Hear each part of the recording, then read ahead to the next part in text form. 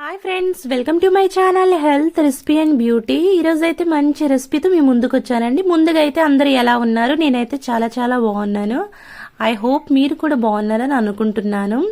ముందుగా అయితే మనం చేసుకునే రెసిపీ వచ్చేసి ఈరోజు క్యారెట్ హల్వా అండి. నోట్లో వేసుకుంటే కరిగిపోయే విధంగా చాలా యమ్మీగా ఎంతో టేస్టీగా అయితే నేను మీకు చూపించబోతున్నాను. చూడండి, చూస్తుంటేనే మీకు అర్థమైపోతుంది.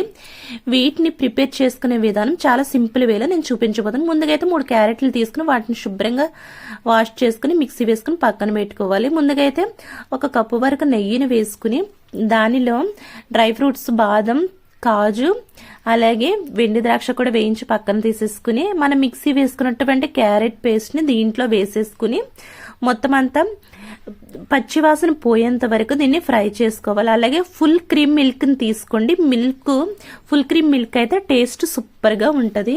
ఈ విధంగా మొత్తం అంతా క్యారెట్ మిల్క్ మిక్స్ అయ్యేంత వరకు మిక్స్ చేసేసుకుని అలాగే 2 ఇలాచి యాలకులను కూడా వేసుకుని మొత్తం అంతా కలుపుకోవాలి. ఫ్రెండ్స్, మీలో ఎవరైనా మన ఛానల్ కొత్తగా చూస్తున్నట్లయితే దయచేసి లైక్ చేయండి, సబ్స్క్రైబ్ చేయండి, బెల్ ఐకాన్ క్లిక్ చేయండి.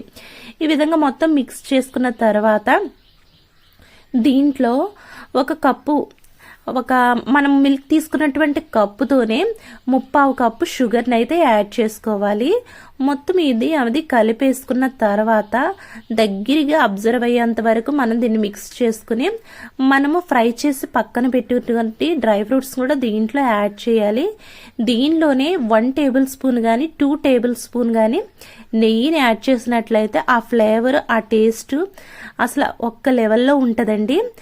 సూపర్గా ఉంటుంది. ఎంత టేస్టీగా ఎంతో యమ్మీగా ఉన్నటువంటి ఈ హల్వాని మీరు కూడా ఇంట్లోనే ప్రిపేర్ చేసుకోవచ్చు. సూపర్గా ఉంటుంది.